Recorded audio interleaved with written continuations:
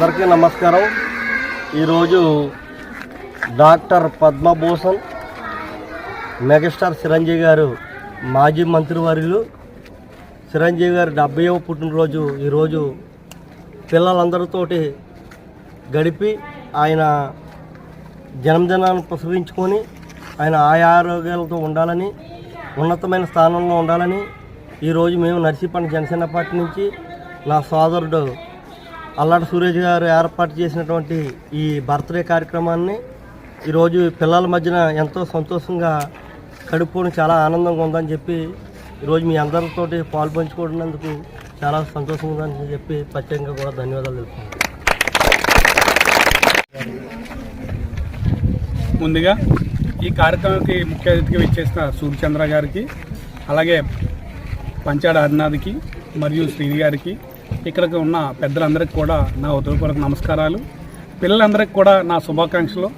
ఈరోజు ముందుగా మనం చిరంజీవి గారి జన్మదినోత్సవాలు ఇక్కడ జరుపుకోవడం నాకు చాలా ఆనందకరంగా ఉంది. చిరంజీవి గారి గురించి రెండు మాటలు మాట్లాడుకోవాలంటే, ఆయన మంచి వ్యక్తే కాకుండా సమాజానికి తన వంటూ ఒక కృషి చేయడంలోని, తర్వాత ఒక మనిషి ఒక ఎదుగుదల ఎలా ఉండాలనేది మనం ఎక్కడి నుంచో కాకుండా చిరంజీవి గారి యొక్క జీవిత చరిత్రని చూసి మనం నేర్చుకోవచ్చు. ఇలాంటి చిరంజీవి గారి యొక్క జీవిత చరిత్రను కూడా పాఠాల్లో పెట్టాలని కూడా నేను గవర్నమెంట్ని కోరుకుంటున్నాను. చిరంజీవి గారు మానవత్వానికి ఒక మారు పేరు. ఆయన గురించి చెప్పుకోవాలంటే ఆయన చేసిన రక్తదానాలు కావచ్చు, బ్లడ్ బ్యాంకులు, అలాగే ఆయన హై హాస్పిటల్స్, ఐ దానాలు, అలాగే అవయదానాలు కూడా ఆయన తొందరలో అది కూడా పెడుతున్నారు. లక్షలాది మందికి ఆయన ఈ కార్యక్రమాల ద్వారా ఆయనంటూ సహాయ సహకారాలు అందించారు. అదే కాకుండా ఆయన ఒక సామాజికమైన కుటుంబంలో పుట్టి ఈరోజు తెలుగు ఇండస్ట్రీకి ఒక మూలంగా ఆయన అందించారు.